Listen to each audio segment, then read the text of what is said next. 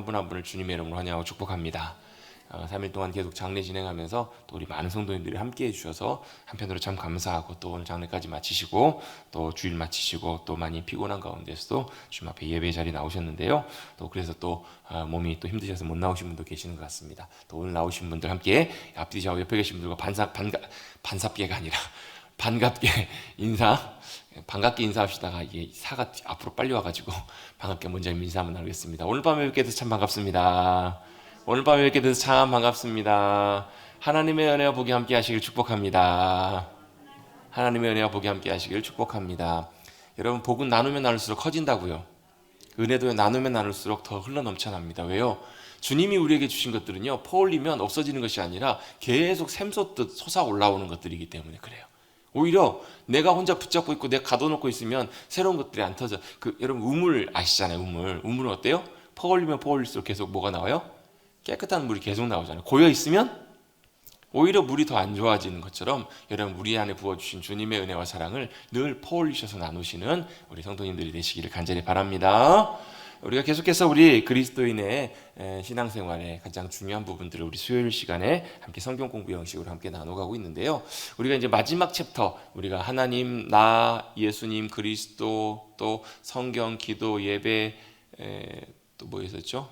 기도, 예배 하나 더 있었는데, 그리고 그리스도인의 교회 생활, 그리스도인의 가정 생활, 이렇게 쭉 말씀을 나누고 있습니다. 그래서 마지막 이제 그리스도인의 가정 생활에 대한 부분인데, 이 그리스도인의 가정생활이라고 해서 꼭 가정만을 의미하고 가정만의 말씀의 원리를 주님이 말씀해 주신 것만은 아닙니다. 이 가정의 관계가 확장되어서 뭐의 관계로 나타나야 되냐면 우리의 삶의 자리에도 나타나는 것, 그게 바로 하나님의 말씀의 원리입니다. 왜냐하면 하나님께서 십계명을 통해서 우리에게 10가지 말씀을 해주시잖아요. 십계명을 우리가 보통 일반적으로 예수님께서 정리해 주신 것처럼 두 가지로 이렇게 보통 나누잖아요. 하나님 사랑, 이웃 사랑. 하나님을 사랑하고 이웃을 내 몸처럼 사랑하는 것, 이게 바로 하나님의 말씀의 온전한 귀한 뜻이라고, 굉장히 중요한 두 본질이라고 주님 말씀하세요. 바꿔서 말해보면 이 두 가지는 함께 역사해야 돼요. 우리가 하나님을 사랑하면 사랑할수록 이웃을 사랑해지는 것, 이게 정상이에요. 우리가 정말로 이웃을 하나님의 사랑으로 사랑하길 원한다면 이제 뭐가 문제가 생기냐면, 여러분, 하나님 사랑 없이 이웃을 사랑하게 되면요, 이게 이기적인 사랑이 됩니다. 또 내 욕심의 사랑이 되고요, 이건 온전한 사랑일 수가 없어요. 그래서 먼저 항상 뭐가 전제가 돼야 되냐면, 하나님을 온전하게 사랑하는 그 사랑으로 누구를 사랑하는 거예요?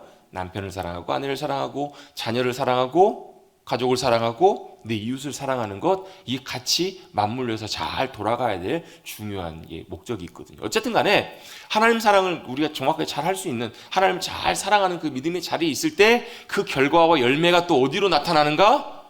우리의 삶에 이웃과의 관계를 통해서 나타난다는 거예요. 그러니까 이게 굉장히 유기적으로 연결이 되어 있기 때문에, 그러니까 예를 들면 내가 이웃과의 사랑과 이웃과의 관계와 사랑에 뭐가 문제가 있다? 그건 뭐에 먼저 찾아봐야 될 일이냐면요, 하나님과 우리 사이에서 내가 온전한 하나님의 사랑의 관계 가운데, 영적인 거룩한 친밀한 관계 가운데 있는가 아닌가, 그걸 점검해보고 확인해 볼 필요가 있어요.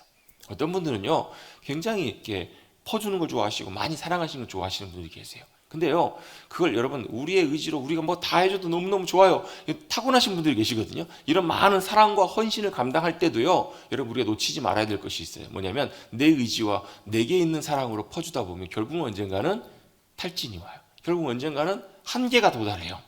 그래서 뭐 하는 것을 연습해 가야 되는가? 내가 내 사랑으로 사람을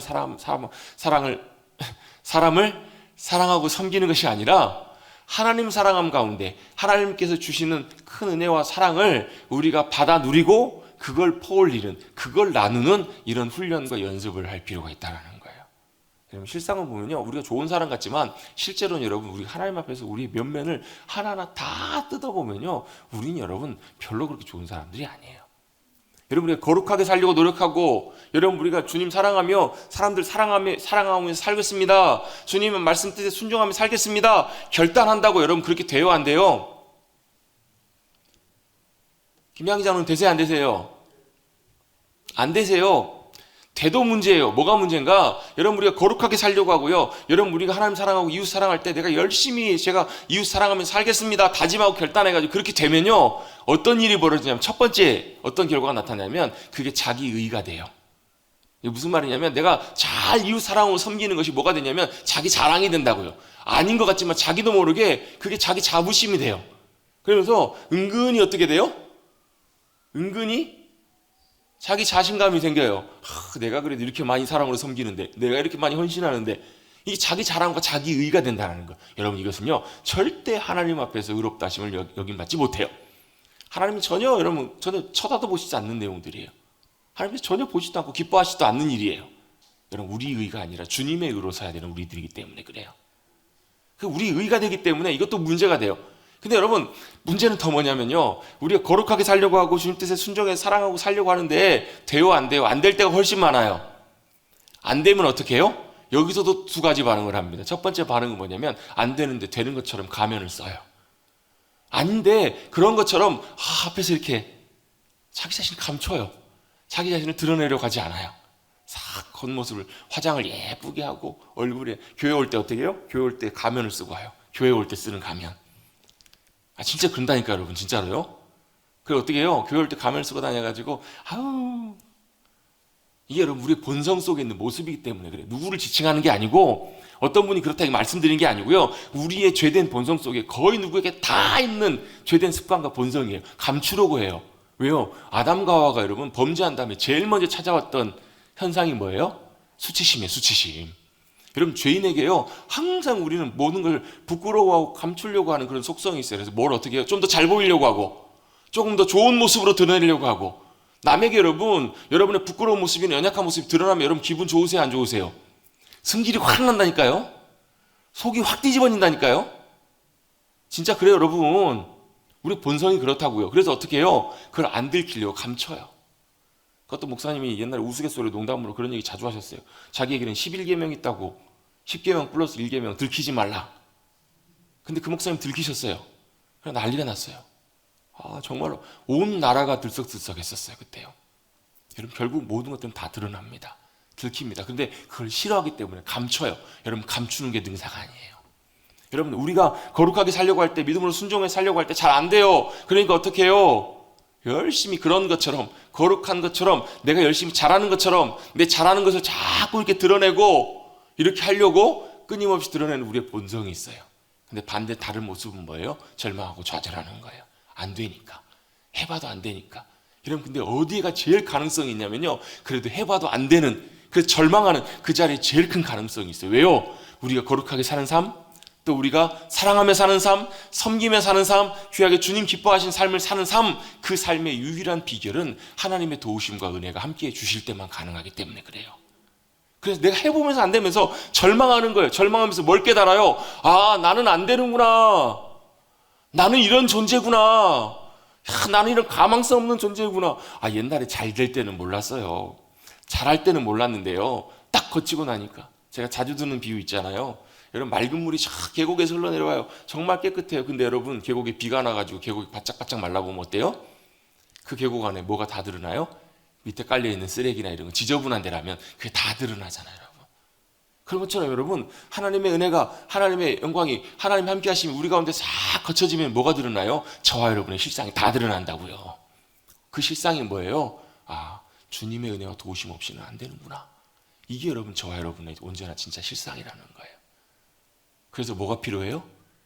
주님의 도우심이 필요하다고요. 주님의 도우심의 능력이 뭐라고? 그게 은혜라고요. 그럼 같이 한번 고백하고 있습니다. 은혜가 필요합니다. 은혜가 절실히 필요합니다. 여러분, 그 절실함이 여러분 커지면 커지는 것, 그게 여러분 진짜 여러분 우리가 주님 앞에 가까이 나가는 것이고, 여러분 우리가 믿음으로 온전하게 더 자라가는 중요한 계기가 되고 과정이 되는 거예요. 여러분, 주님 앞에 내가 잘하겠습니다. 주님 믿으세요, 안 믿으세요? 못 믿으세요, 주님이. 왜? 우리는 신실하지 못하기 때문에. 주님 잘하겠습니다 해갖고 잘하는 것도 여러분 문제라고요. 자기도 모르게 은근히 그게 뭐가 돼요? 자기 자랑이 되고 자기 의의가 된다고요. 근데요, 주님 못하겠습니다. 주님 도우시고 주님 안 하시면 아무것도 잘 할 수 없습니다. 주님 앞에 철퍼덕 엎드리고 주님 앞에 온전하게 자기의 연약함과 모든 것을 고백하고 주님의 도우심만을 간절히 사모하고 의지하는 사람은요, 주님이 그 일을 이루어 가시면 그게 누가 하신 거예요? 내가 한 것이 아니라 주님이 하신 거라고. 사도 바울이 그렇게 고백하잖아요. 고린도서 15장 10절에 나의 나 된 것은 하나님의 은혜로 된 것입니다. 어떻게 그렇게 변하셨어요? 어떻게 그렇게 귀한 일을 감당하세요? 뭐라고요? 주님의 은혜가 저를 그렇게 만드셨습니다. 주님의 은혜가 저와 함께 해주셔서 그 일을 이루게 하셨습니다. 아니 어떻게 원수를 사랑하세요? 우리 사랑의 원자탄 손양원 목사님 아시죠? 아니 어떻게 아들 둘을 죽이는 원수를 자기 양아들로 삼냐고요. 그 자기 의지와 결단으로 가능하시겠냐고 여러분. 눈에 흙이 들어가는 이상, 흙이 들어가지 않는 이상, 여러분 정상적인 마음과 감정으로 그게 가능하시겠어요? 그게 거기에 역사하신 게 뭐예요? 주님의 은혜예요. 원수까지도 품는, 아들 죽이는 원수까지도 용서하고 용납할 수 있는, 그게 여러분 목사님의 의지와 결단과 노력과 힘으로 그게 가능하셨겠냐고요. 뭐가요? 주님의 은혜와 도우심이, 주님의 능력이 붙잡아 주실 때 그게 가능하게 되는 줄로 믿습니다. 그래서 여러분 어떻게 해요? 하나님 사랑, 이웃 사랑, 이 귀한 복된 주님의 진리의 역사하심이 저와 여러분의 삶을 통해서 주님의 은혜와 도우심을 통해서 나타날 수 있게 되기를 주님의 이름으로 축복합니다. 주님도 믿음으로 사랑하시고 믿음으로 붙잡으시고 주님께 주시는 큰 은혜와 사랑이 어디로요? 우리의 삶의 자리로 흘러가는 거예요. 여러분이 만나는 모든 사람, 여러분이 사랑으로 섬기고 함께하는 모든 사람에게 그게 흘러가는 귀한 은혜가 모두 가운데 나타날 수 있게 되기를 주님의 이름으로 축복합니다. 그게 뭐예요? 그게 아브라함에게 하신 약속이에요. 너는 복이 될지라. 그러면 무슨 말이에요?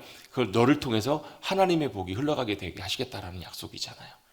여러분이 그곳에 거하심으로 말미암아 거기 하나님의 복과 생명이 놀랍게 임하시는 그러한 귀한 복된 삶을 살아가시는 여러분들 되시기를 주님의 이름으로 축복합니다. 제가 볼 때는요, 이게 정말 중요한 그리스도인의 귀한 비전이에요.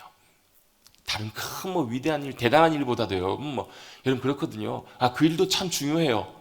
막 놀라운 일에 헌신하고 동참하고 많은 일들 감당하고 교회에서 보면요, 귀한 일들 하는 것, 그것도 너무너무 귀한 일이에요, 여러분. 근데요, 그 삶의 제일 중요한 원리가 바로 뭐냐면 하나님 사랑하시는 자, 하나님을 사랑하는 자가 하나님의 귀한 허락해 주시는 하나님의 영광과 사랑과 은혜와 생명과 복을 누림으로 어떻게 해요? 나를 통해서 내가 있는 삶의 자리에 그것이 흘러가게 하는 것, 내가 나의 삶을 통해서 그게 나타나는 것, 그게 여러분 하나님의 나라가 임하는 원리거든요. 여러분 그것이 여러분 우리 삶에 얼마나 중요한 비전이고 목적인지 몰라요, 여러분. 여러분 기도하실 때 여러분 기도해야 될 많은 것들이 있으실 거예요. 가정을 위해서, 연로하신 부모님 건강을 위해서, 또 자녀들을 위해서, 또 이런저런 어려운 일들 많이 위해서 기도하실 거예요. 그런데 여러분 그 기도의 모든 방향과 목적이 여러분 제가 방금 말씀드렸던 아브라함의 언약, 아브라함에게 하셨던 약속, 주님 제가 이 땅에 주님의 복이 되게 하시고 제가 이 땅에 주님의 생명을 흘려보내는 통로가 되게 하시고 주님의 놀라운 은혜와 영광을 나타내는 귀한 도구가 되게 해주십시오. 하나님의 나라가 임하게 해주십시오. 귀하게 쓰임받는 그런 통로가 되기를 원합니다. 여러분 이 방향으로, 이 목적으로 모아질 수 있는 여러분들 되시기를 주님의 이름으로 축복합니다.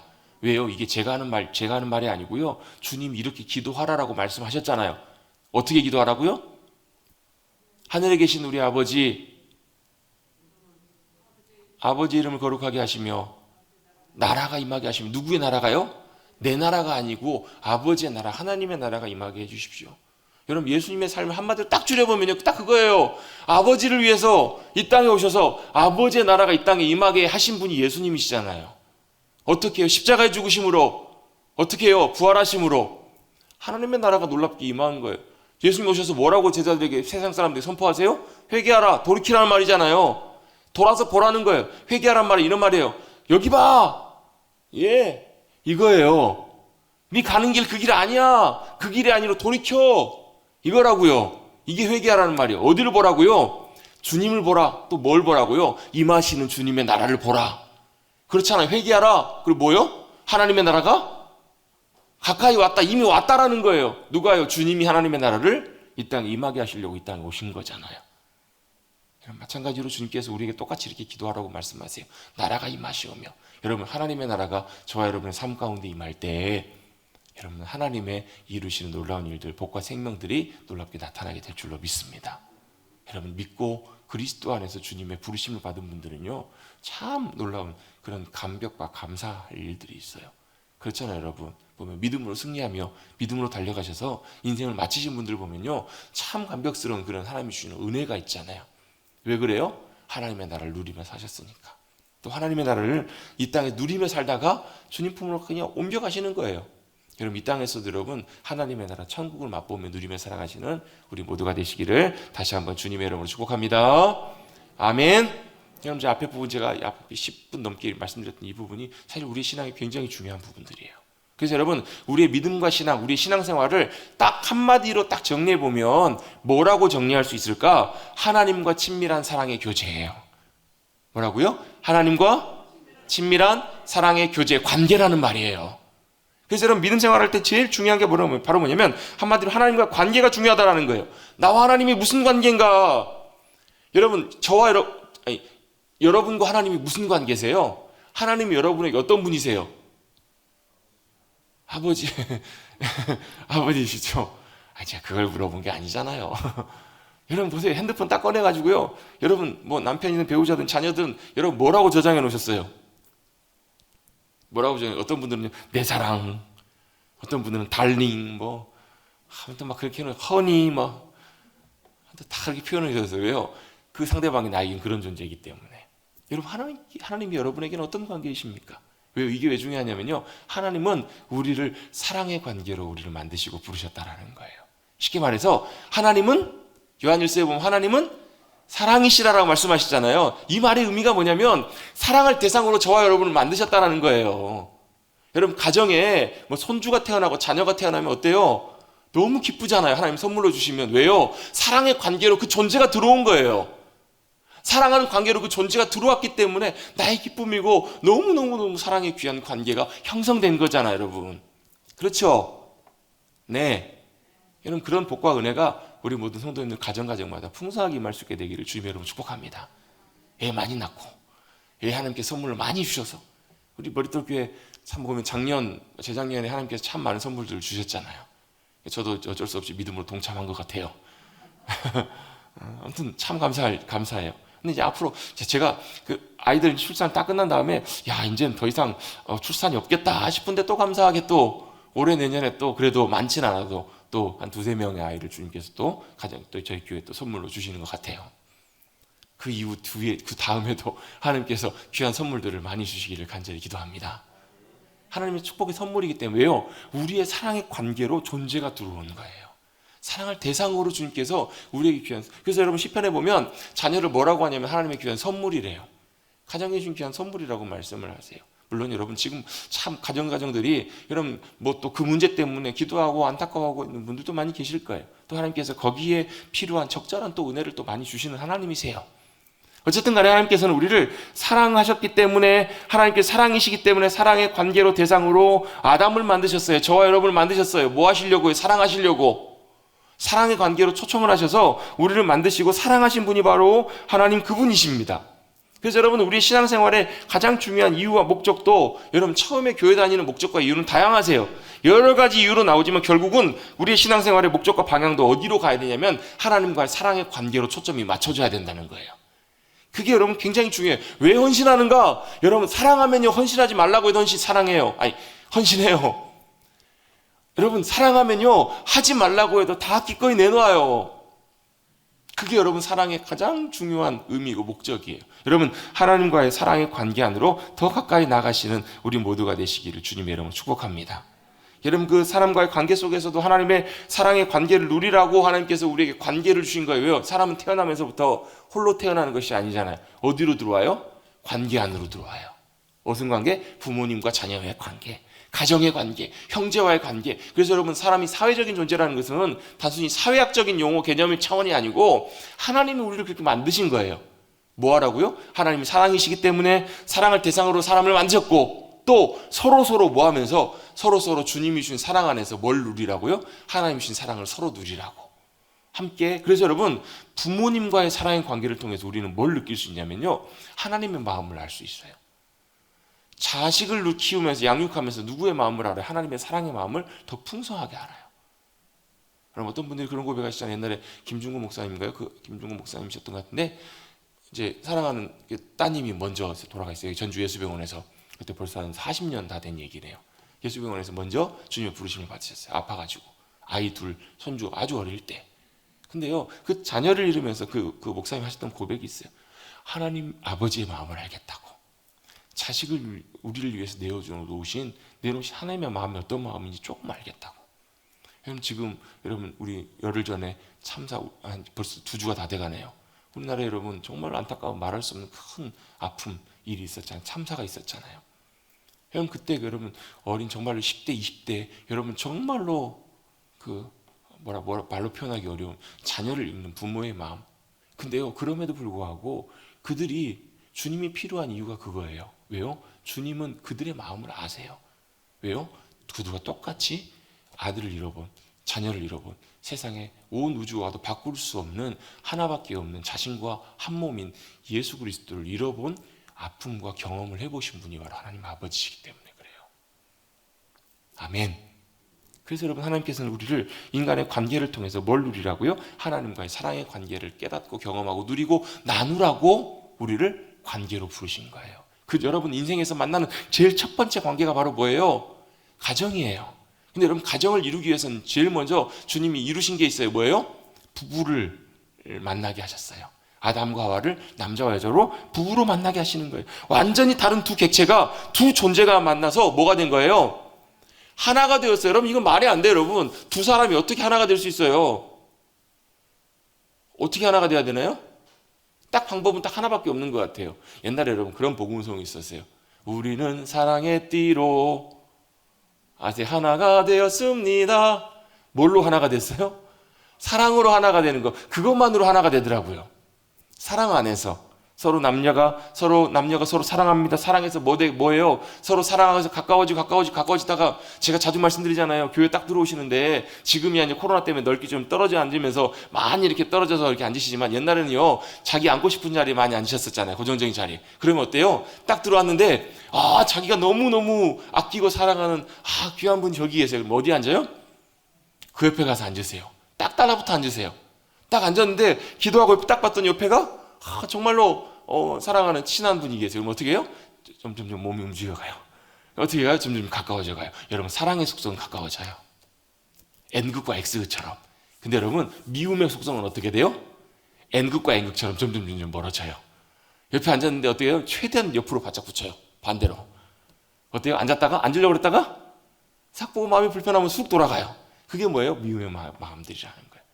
여러분, 주님께서는 남자와 여자를 부르셔서 뭐 하라고 하셨어요? 사랑으로 둘이 하나가 되게 하셨어요. 그게 바로 뭐예요? 부부이고 그게 바로 가정을 이뤄가는 첫 결실이라는 거예요. 그래서 여러분, 결혼은 사랑의 첫 시작 사랑의 결실이기도 하지만 그것보다 사실 어찌 보면 결혼이라고 하는 것은 사랑의 시작점이고 인생의 시작이에요.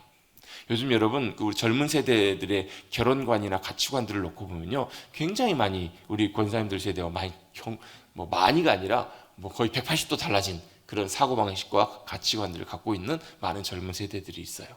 한편으로는 참 이해는 하면서도 안타까운 것 중에 하나가 뭐냐면, 우리가 붙들어야 될 제일 중요한 것이 성경적인 가치관이잖아요.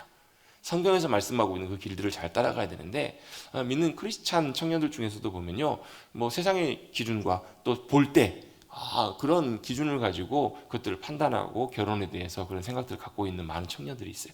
이해는 돼요.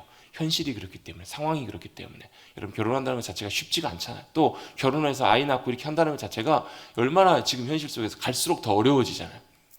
지금 생각해보면 옛날에 우리 권사님들 어떻게 7시, 8시, 10시 다 낳으시고 키우셨는지 참 기적인 것 같아요. 그렇죠? 그냥 가볍게 하셨어요? 그냥 일도 아니던데요? 이러신가요? 아니잖아요. 쉽지 않잖아요. 정말 쉽지 않았지만 그래도 그렇게 감사함으로 기쁨으로 잘 귀하게 양육하셨잖아요. 근데 이제 오늘도 장례 마치고 오면서 그런 얘기를 했거든요. 이런 일들, 큰 일을 경험하게 되면 형제들이 또 자손들이 사실 좀 많으면 많을수록 훨씬 더 분위기나 이런 거 많으면 좋겠다. 그런 얘기를 하시더라고요. 물론 현실이 그러하기 때문에 앞으로 어떻게 바뀔지 우리는 몰라요. 우리가 기대하고 원한다고 그렇게 되는 건 아니니까. 다만 우리에게서 중요한 건 바로 뭐예요? 성경에서 말씀하시는 하나님의 기준과 하나님의 가치관이 무엇인지를 우리가 잘 알 필요가 있다는 거예요. 하나님의 의도와 목적은 뭐예요? 둘이 하나가 되라는 거예요. 남자와 여자를 지으시고 둘이 하나가 되어서 뭘 세우라고요? 하나님의 아름다운 에덴 동산과 같은 천국과 같은 가정을 주님께 세우시라고 만들라고 아담과 하와를 부르시고 만드셨어요. 그래서 거기에 뭐가 임하도록요? 하나님께서 그 안에 거하시고 거기에 하나님의 천국이 임하도록 주님께서 귀하게 불러 세우신 귀한 기관이 바로 가정이라는 거예요. 그래서 어떤 분은 이렇게 얘기하세요. 가장 작은 교회가 가정이고 가장 큰 가정이 교회다. 무슨 말 이해되시죠? 가장 작은 교회가 가정이고 가장 큰 가정이 교회다. 제가 맞게 얘기하고 있는 거죠? 예. 가정과 교회가 사실 본질상 사실 비슷하다라는 거예요. 같은 속성이라는 거예요. 그렇다고 해서 가정에서도 여러분 막 교회 사는 것처럼 그렇게 하라는 얘기는 아니에요. 다만 가정이 뭐라는 거예요. 하나님께서는 천국을 만드시기 위해서 가장 최초로 만드셨던 기관이 바로 가정이에요. 여러분 가정이 천국과 같은 가정들로 회복돼 가시고 세워져 가시기를 주님의 여러분 축복합니다. 그게 여러분 우리가 해야 될 굉장히 중요한 기도의 제목이에요. 단순히 우리가 잘 먹고 잘 살고 우리 가정 행복하고 비둘기 같은 우리 가정 이걸만 꿈꾸는 것이 아니고 여러분 뭐냐면 하나님께서 원래 그렇게 의도해서 만드신 하나님의 의도가 바로 그것이기 때문에 그래요. 그래서 여러분 사랑하는 귀한 자녀들을 위해서 기도하실 때마다 만남을 위해서 기도하시고 배우자를 위해서 기도해 주시고 가정을 위해서도 기도해 주십시오. 어떻게 해요? 믿음의 가정, 천국과 같은 귀한 가정이 될 수 있도록. 또요 사실 원래는 제일 중요한 게 먼저 우리가 그 본을 보이고 우리가 먼저 만들어가는 세워나가는 그런 귀한 믿음의 훈련들이 참 필요해요. 여러분 지금 일어나도 여러분 우리 귀한 가정들이 정말로 천국과 같은 에덴 동산과 같은 하나님이 세워가시는 귀한 믿음의 가정, 복된 가정들로 세워져 가시기를 주님의 이름으로 축복합니다. 그게 여러분 본이 되고 그게 바로 영향력이 되어서 그게 바로 다음 세대까지 자녀 세대까지 흘러갈 수 있다는 거예요. 그래서 주님께서 의도하신 것이 바로 그거예요. 그래서 그런 사람들이 모여있는 교회가 그래서 뭐가 되는 거예요? 한 성도, 한 형제자매가 모여서 뭘 이루는 거예요? 큰 믿음의 가정을 이뤄가는 게 진짜 믿음의 교회잖아요. 그래서 그래서 교회를 향해서 성령이 하나 되게 하시면 힘써 지키라. 왜 교회를 하나님께서 한 몸으로 표현하셨을까? 왜? 다 한 형제 자매 한 지체니까. 여러분 그래서 우리 머릿돌 교회가 더 그렇게 귀하게 잘 변화되어 가고 세워져 갈 수 있게 되기를 주님의 이름으로 축복합니다. 쉽지 않아요 여러분. 왜요? 부부가 만나서 둘이 하나 되려고 하는 것도 쉽지가 않잖아요 여러분. 우리 장로님 50년 사셨다고 말씀하셨는데요 50년 사시니까 여러분 우리 장로님과 권사님 완전히 하나시죠? 우리 정동인 장로님 60년 넘으셨다고 제가 들었습니다. 우리 장로님과 권사님은 거의 하나신 것 같아요 제가 볼 때는. 그죠? 정말 요즘 우리 권사님 수술하시고 회복되고 난 다음에 우리 장로님이 우리 권사님 정말로 옆에서 정말 제가 볼 때마다 감동이에요. 감동. 하나시죠? 하나시랍니다. 근데 아실 거예요 여러분. 우리 딱 까놓고 얘기하자고요. 여러분 하나 되기가 쉽지 않죠. 어렵죠. 30년을 살고 40년을 살아도 다른 모습이 너무 많고 아직도 용납이 안 되고 안 받아들여진 모습들이 많고 그런 게 여러분 우리의 모습이잖아요. 하물며 정말로 다른 세계에서 다른 배경으로 살았던 남자와 여자가 둘이 하나 된다는 것 정말 그거는 쉽지 않은 일이에요. 근데 쉽지 않지만 그럼에도 불구하고 주님이 원하시고 기뻐하신 뜻이기 때문에 하나가 되어가는 것 또 그 길들을 믿음으로 잘 따라가는 우리 귀한 믿음의 가정들 부부가 되시기를 주님의 이름으로 축복합니다. 목사님 저는 어쩔 수 없는 상황인데요. 지금 먼저 주님 부르셔서 혼자인데요. 이건 여러분 관계는 이 원리는 여러분 단순히 부부뿐만 아니라 우리가 만나는 모든 관계에 있어서 사실 이 원리가 그대로 적용이 돼요. 사실 제가 부부, 남편, 아내에 대한 이야기를 나누고 있지만 사실 이건 모든 우리 인간관계에 있어서 믿음의 영적인 원리 가운데 따라가야 될 것들이 있다라는 거예요. 특별히 여러분 부부는 주님께서 어떻게 만드셨냐면 둘이 완전히 하나 되도록. 그래서 처음에 아담과 하와가 만났을 때는 어떤 모습으로 만났어요? 벌거벗은 모습으로 만났어요. 아무것도 안 가린 모습으로. 여러분 이건 단순히 여러분 그냥 옷을 안 입었다 이런 차원이 아니라 뭐예요? 부부는 서로 뭐예요? 가식할 필요도 없고 꾸밀 필요도 없고 과장될 필요도 없고 있는 모습 그대로를 서로서로 보고 서로서로 용납할 수 있는 그런 관계여야 된다는 거예요. 여러분 그런 거 있잖아요. 옛날에 결혼을 했는데 아내가 밤에 불 끌 때까지 남편에게 얼굴 안 보여줘요. 남편이 퇴근하고 딱 돌아왔는데 아내가 뭐 하고 있어요? 풀 메이크업을 하고 있어요. 옷도 막 정말로 막 화려한 외출복 딱 입고 절대로 몸빼 바지 안 입어요. 언제요? 남편이 다 자는 거 확인하고 그제 가서 화장 지워요. 아침에 남편 일어나기 전에 얼른 먼저 일어나가지고 화장 다 하고 머리까지 다 하고 이러고 있어요. 여러분 이게 진짜 온전한 부부관계일까? 여러분 물론 아름다운 모습, 좋은 모습을 보여주는 건 좋죠. 사랑의 관계로. 근데 여러분 이게 의미하는 게 그게 아니잖아요. 자신의 가장 가장 자신의 꾸미지 않는 그 모습까지도 가장 부족하고 연약한 모습까지도 서로 바라보고 인정해주는 모습 그게 바로 진짜 부부의 관계라는 거예요. 여러분 결혼할 때 다 아시겠지만 결혼할 때 기대감을 갖고 결혼하잖아요. 그 말은 무슨 얘기예요? 상대방에 대한 기대와 허상을 갖고 결혼해요. 요즘 여러분 많은 젊은 세대들이 결혼하다가 성격 차이로 이혼하는 경우가 많잖아요. 사실은 그 의미가 뭐예요? 서로 기대하는 바가 있었는데 그게 안 맞는다라는 거예요. 나는 이런 배우자를 원했는데, 나는 이런 남편을 원했고, 나는 이런 아내를 원했는데 그 모습과 연애할 때는 비슷했던 것 같은데 실제 살아보니까 어때요? 어떠세요? 살아보니까 실제로 아니잖아요. 콩깍지가 벗겨져 놓고 나니까. 저희 어머니가 예전에 하셨던 유명한 얘기가 있어요. 같이 근무했던 선생님이 자기는 절대로 안경 쓴 사람하고 결혼 안 할 거라고. 근데 결혼하고 보니까, 결혼해갖고 며칠 살다 보니까 남편이 안경을 쓰고 있는 거예요. 그랬더니 화들짝 놀래가지고, 아니 왜 당신 안경을 쓰냐고 그랬더니 남편이 뭐라 그래요? 아니 당신 만나는 그때부터 계속 안경 쓰고 있었다고. 콩깍지가 씌워지면 안경도 안 보이잖아요. 네, 여러분, 그게 중요한 게 아니라 우리의 있는 모습 그대로 다 서로 인정하고 또 내놓고 바라보고 또 그 모습을 용납할 수 있는 관계가 부부의 관계인 줄로 믿습니다.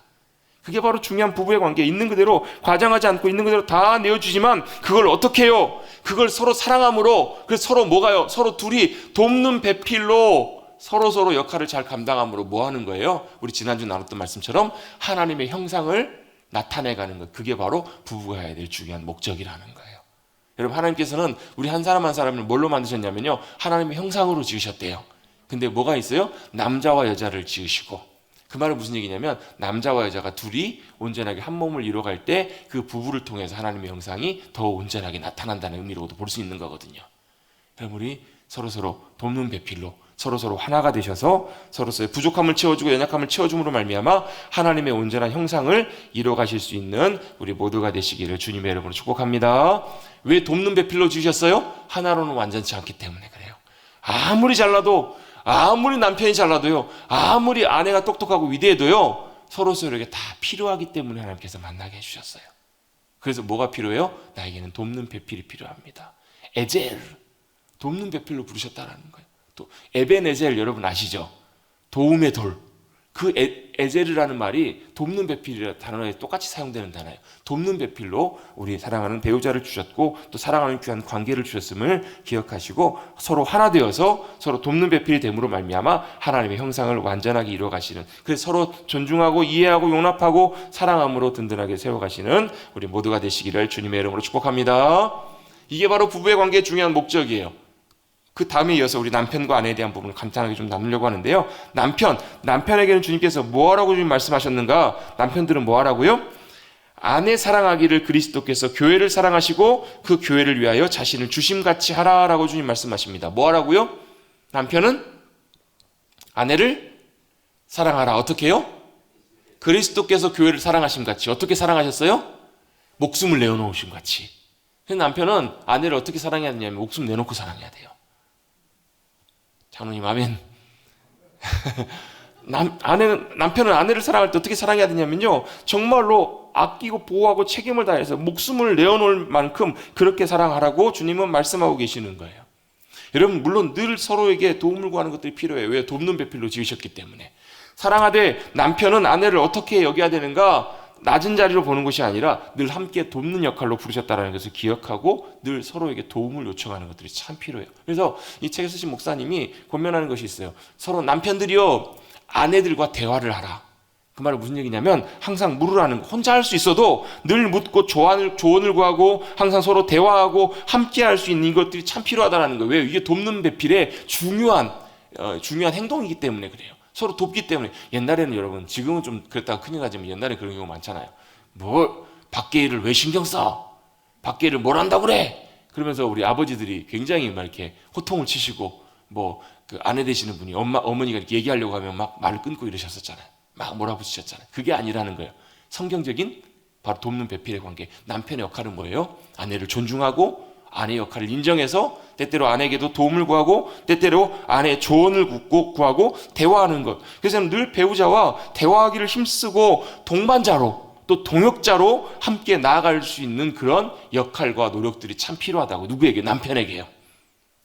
그래서 여러분, 남편이 아내에게 늘, 보통 여러분 보면 여자분들이 전체적으로 보면 대체적으로 말씀을 많이 하는 걸 좋아하세요. 그래서 남편이 퇴근하면 어때요? 대화를 하려고 시도해요. 남편들은 어때요? 하루 종일 피곤하기도 하고 그러니까 어때요? 들어와가지고 조용히 좀 있고 싶은데 아내가 와가지고 자꾸 막 물어보고 얘기하고 그러면 어때요? 어떨 때는 피곤해서 사랑스러우니까 이해는 하시겠지만 어때요? 짜증나고 이러실 때도 있죠. 그런데도 불구하고 어떻게 하라고요? 늘 돕는 배필로 인정하고 존중하여서 늘 대화하고 의견을 묻는 것들이 참 필요하고 중요하다는 거예요. 숙제를 내드립니다. 우리 오늘 남편 되시는 분들이 4분, 5분밖에 안 나오셨습니다. 오늘 좀 많이 나오셔야 되는데, 들으셔야 되는데, 숙제, 아내들과 대화하기를 힘쓰십시다. 늘 항상 대화하고 조언을 구하는 거예요. 저도요, 저희 아내에게 참 감사하는 것이 있어요. 뭐냐면, 뭐 별것 아니어도 제가 기도하면서 이렇게 해야 되겠다라고 마음을 주님께서 주신 마음이 있어도 항상 그걸 아내에게 묻고 확인을 하려고 해요. 왜요? 저 혼자 하면서 그것이 맞는 것일지라도 때때로 불완전한 부분이 있고 또 때때로 제가 놓치는 부분도 있고 그런 것들이 있기 때문에 도움을 구하고 조력을 구하는, 그게 참 저에게 도움이 많이 되는 것 같아요. 참 유익한 것 같아요. 여러분, 우리 돕는 배필로 주님께서 부부를 부르시고 세우셨다면 여러분 그런 귀한 관계들로 서로 돕고 대화하고 나누는, 서로에게 큰 힘과 도움이 되는 그런 귀한 관계가 되기를 간절히 바랍니다. 우리 남편들만 대답을 하셔야 되기 때문에 사실 이건 뭐 당연히 아내들도 당연히 해당되는 것들이지만 전반적으로 예전에는 그런 경향들이 훨씬 많았잖아요. 그래서 주님께서는 돕는 배필로 남편과 아내를 부르셨기에 서로 동반자로 여기고 동역자로 함께 믿음의 길들을 걸어가는 것, 그것이 참 중요하다는 거예요. 사랑하기 때문에 당연히 보호해야 되고요. 사랑하기 때문에 당연히 인정해야 되고요. 사랑하기 때문에 당연히 존중하고 뭘로 여겨야 되는 거예요. 여자를 만들 때, 하와를 만들 때 하나님께서 뭘로 만드세요? 아담의 갈비뼈를 빼서 만드시잖아요. 갈비뼈의 역할이 뭐예요? 물론 한 대만 빼셨겠지만 갈비뼈 역할은 뭐냐면 심장과 폐 중요한 부분을 보호하는 역할이에요. 바꿔놓고 보면 그 아내의 도움이, 돕는 배필로서의 역할이 남편에게는, 남자에게는 뭐가 될 수 있다는 거예요? 굉장히 중요한, 내 생명과 중요한 부분을 보호할 수 있는 굉장히 중요한 역할을 누가 하는 거예요? 돕는 배필이나 아내가 하는 거예요. 그래서 여러분, 로마의 형제가요, 아내가 말려요. 아내가 출정하지 말라고 말려요. 근데 말 안 듣고 나갔다가 처참하게 죽임을 당해요. 여러분, 우리 지난주에 빌라도 얘기했었잖아요. 빌라도가 예수님을 심판하는 그 자리에 있을 때 빌라도의 아내가 말리잖아요. 제가 저 사람 때문에 너무너무 애를 쓰고 힘들었으니까 함부로 해를 끼치지 말자고, 그 사람 함부로 하지 말자고, 그렇게 아내가 조언을 했어요. 근데 빌라도가 들어요, 안 들어요? 그 상황 때문에 결국은 듣지 못하고 결국은 예수님을 십자가에 못 박히도록 내어줘요. 그 권한이 빌라도에게 있었기 때문에 그렇죠. 직접 십자가에 못 박은 건 아니었지만, 또 본인은 그렇게 또 원하지도 않았지만 그 권한 때문에 결국은 예수님을 십자가에 못 박아도록 내어놔서 지금도 여러분 2000년이 지난 지금까지도 본디오 빌라도에게 고난을 받아 십자가에 돌아가셨다고, 예수님이 돌아가셨다고 고백을 하잖아요. 한편으로 보면 얼마나 사실 본인이 지금 이 자리에 있다면 참 그게 수치스러울 일이라는 거예요. 여러분들이 돕는 배필로서의 역할로 아내를 보내셨음을 늘 기억하고 존중하고 도움을 구하고 말을 잘 따라가며 함께 서로 교제하는 그런 귀한 부부의 관계가 세워져가는 우리 모두가 되시기를 주님의 이름으로 축복합니다. 생명을 보호하는 데 귀한 역할을 해요. 또 배우자의 특성, 아내의 특성 중에 하나가 뭐냐면요, 집어넣으면 나온다라는 거예요. 사랑을 넣으면 사랑이 2배가 돼서 나오고요, 존중을 넣으면 존중이 2배가 돼서 나와요. 반대로 무관심을 넣으면 무관심이 2배가 돼서 와요. 여자분들이 특히 좀 더 그렇잖아요. 더 막 우울함과 이런 것들이, 감정적인 것들이 크게 나타나는 경우들이 많아요. 무시를 넣으면 무시가 증폭이 돼서 나와요. 그러면서 이제 이런 얘기를 하시더라고요. 무관심이라는 것은 단순히 무관심이 아니라 내가 가장 사랑하고 아껴야 될 나의 돕는 배필, 목숨까지도 내어놓으면서 사랑해야 될 아내에 대한 관심과 마음이 아닌 다른 것 더 중요하게 여기는 것, 사랑하는 것이 있기 때문에 무관심하게 된다고. 그것이 회사의 일이기도 하고 사업의 일이기도 하고요. 중요한 많은 것들이 생기면 관심이 점점 어쩔 수 없이 멀어질 수밖에 없다는 거예요. 그런데 그게 아니고 뭘 해라는 거예요? 아내를 사랑하는 것을 굉장히 중요하게 여기고 존중하고 따라가야 된다. 이게 바로 성경적인 가정을 이루어가는 굉장히 중요한 부분이라는 거예요. 여러분, 이 방법과 방식은 다를 수는 있어요. 다른 모습으로 나타날 수 있지만 원리는 변함이 없어요. 여러분, 예전에 어떤 목사님들이나 복음 전하시는 분들 보면 막 가정도 사모님도 막 다 일단 뒤로 제껴놓고 그 일들, 주님의 일들 감당하기 위해서 열심히 달려가시는 분들 계세요. 그것도 참 귀한 일이에요. 그런데 말씀의 원리를 따라가다 보면요, 우리가 잘 돌아보다 보면 그 귀한 주님의 일들 감당하는 것도 중요하지만 그거 못지않게 중요한 게 뭐예요? 하나님께서 허락해 주신 배우자를, 아내를 그리스도께서 교회를 사랑하신 것처럼 사랑하는 것도, 그것도 굉장히 중요한, 무엇보다도 비교할 수 없는 굉장히 중요한 일임을 우리 놓쳐서는 안 된다는 거예요. 물론 그 사랑의 방식은 다 달라요. 여러 가지 방식으로 사랑할 수 있겠지만 중요한 건 우리의 마음의 중심이고 그것을 표현해내는 우리의 사랑의 훈련들이 굉장히 중요하다는 것을 꼭 기억하시고, 남편분들이요, 하나님께서 주신 귀한 배우자를 정말로 그리스도께서 교회를 위해 사랑하셔서 목숨까지 내오는 것처럼 사랑하시는 저와 여러분 우리 모두가 되시기를 주님의 이름으로 축복합니다. 아멘. 그것이 우리에게 굉장히 중요하다는 것입니다. 또 아내들을 향해서 주님께서 말씀하십니다. 뭘로 주님께서 아내들을 말씀하시는가? 남편에게 복종하라. 이 말씀 들으면 굉장히 불편하실 수도 있을 거예요. 근데 원리들을 따라가 보면 이 복종이라는 것, 순종이라는 것이 단순히 굴복이 아니라는 것을 알 수 있어요. 주님이 맡겨주신 그 역할을 통해서 뭐 하는 거예요? 오히려 부부가 더 온전하게 세워져 가고 또 그 일들을 통해서 하나님의 나라의 귀한 일들을 이루어가는데 중요한 기준이고 방법임을 주님은 우리에게 말씀해 주세요. 여자로서 아내가 지음받은 가장 최초의 목적이 바로 뭐냐면, 이유가 뭐냐면 돕는 배필로 지어졌어요. 돕는 역할을 잘하는 것들이 너무너무 중요해요. 이 말은 여러분 단순히 어떤 여자가 남자의 어떤 부속품이나 그냥 부수적인 조력 역할을 하는 것만 그걸 말하는 것은 아니라는 거예요. 완전히 하나가 되어서 하나님의 형상을 이루어가는 하나님의 나라를 세워가는 데 있어서 중요한 역할을 누구에게 맡겨주셨냐면 아내에게 맡겨주셨다는 거예요. 그래서 아내 역할이 굉장히 중요해요. 아내가 먼저 믿음 위에 진리의 말씀 위에 든든하게 세워져 있어야 진리의 길을 분별하고 따라갈 수 있어야 여러분 그 영향력이 남편에게까지도 그대로 갈 수 있는 거예요. 조력자라고 해서 여러분 사이드가 아니에요. 여러분 그 아내 역할이 바로 뭐냐면 중요한 역할이 바로 그거라는 거예요. 여러분 그 성경적인 예가 굉장히 많이 나와요. 부정적인 예가 하와가요 하나님의 말씀이 아니라 자기 눈에 보기에 좋은 대로 선악과를 따먹었잖아요. 그 파장이 어디에까지 가요? 아담에게까지 가요. 그 결과가 여러분 얼마나 안타깝고 비참한, 지금 온 인류 가운데 죄가 들어오게 되는 그 빌미를 제공했던 것이 안타까운 그 사건이잖아요. 여러분 하와만 그래요? 사라가 여러분 아브라함에게 하나님께서 아들을 주시겠다 약속하세요. 아브라함이 잘못도 있지만 사라가요 한 10여 년 견디다가 더 이상 안 되겠다고 이제는 가망이 없다고 그래서 어떻게 해요? 하가를 통해서 우리가 자식을 얻자고. 이게 누구의 방법이에요? 하나님의 방법이 아니에요. 사람의 방법을 선택해갖고 이스마엘을 낳습니다. 근데 이스마엘의 후예가 누구예요? 지금 이슬람. 그 결과가 여러분 말할 수 없는 어마어마한 결과를 나타내요. 이세벨? 여러분 아합도 악한 왕이었지만요 이세벨이 진짜 사실은 원흉이거든요.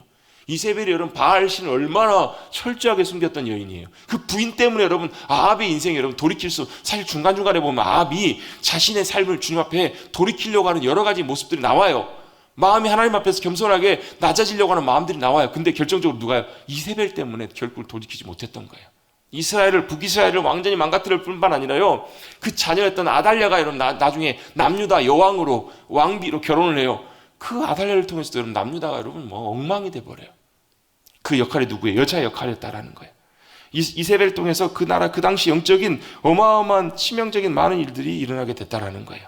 반대로 솔로몬은 잠언 14장 1절에 이렇게 말씀합니다. 무릇 지혜로운 여인은 그 집을 세우되 미련한 여인은 자기 손으로 그것을 헐으니라. 지혜로운 여인은 어떤 여인인가? 잠언에서 계속 말씀합니다. 하나님을 경외하는 여인이라는 거예요. 하나님을 경외하는 여인, 하나님을 경외하기 때문에 하나님의 말씀을 늘 가까이 하고 사랑하고 믿음으로 순종하려고 하는 믿음의 순종을 통해서 따라가는 그 삶의 길들이 자신뿐만 아니라 남편을 세우고 남편뿐만 아니라 가정을 세우는 놀라운 역할을 주님께서 아내에게 맡겨주셨음을 꼭 기억하시기를 주님의 이름으로 축복합니다. 여러분 지금 이제 워낙 여성분들이 많이 활동을 하기 때문에 집을 세워가는 것이 그런 일을 그렇게 하나 구시대적인 생각이다. 아니 전혀 그렇지 않아요. 여러분 돕는 배필로서 역할을 잘 감당함으로 여러분 집이 온전하게 세워져 가고 부부가 온전하게 하나가 되어 하나님의 형상을 나타내게 될 때 여러분 그것을 통해서 그 가정과 자녀들을 통해서 그 하나님께서 세우신 일들을 통해서 얼마나 놀라운 일들을 이루어갈지 여러분 우리는 상상할 수 없을 거예요. 여러분 그 역할들을 우리가 꼭 기억하시고 여러분 정말로 주님이 기뻐하시는 선악과가 아닌 하나님의 말씀 앞에 서서 여러분 말씀에 순종해서 마리아가 예수님을 잉태했던 것처럼 그렇잖아요. 천사가 찾아왔을 때 순종하잖아요. 주의 뜻대로 되기를 원합니다. 주님의 은혜가 함께 주의 뜻대로 되기를 원합니다. 말씀에 순종해서 예수님을 잉태하는 그런 귀한 영광을 누렸던 것처럼 우리도 놀랍게 말씀 위에 서서 아내로서 돕는 역할을 잘 감당하시고 우리가 그곳에 있으므로 여러분 다른 사람들과 있을 때도요 우리가 돕는 역할 영적으로 든든하게 진리 위에 든든하게 서서 많은 사람들에게 온전하게 유익을 줄 수 있는 아름다운 귀한 열매를 맺어가시는 우리 귀한 한 분 한 분 특별히 우리 사랑하는 주님이 사랑하시는 귀한 지혜로운 믿음의 아내들이 되시기를 주님의 이름으로 축복합니다. 그래서 여러분 옛날에 우리 평강공주 아시잖아요. 여러분 온달 장군을 누가 만들었어요? 바바 온달을 만들었던 사람은 아내잖아요. 여러분 아내 역할이 정말 중요합니다. 믿음이 굳건하게 서셔서 주님의 귀한 아름다운 부부의 관계 언약을 성취해 가시는 우리 모두가 되시기를 간절히 주님의 이름으로 축복합니다. 그래서 서로 신뢰하며 믿음의 귀한 아름다운 가정들을 이루어가시는 믿음의 가정들이 되시기를 다시 한번 주님의 이름으로 축복합니다.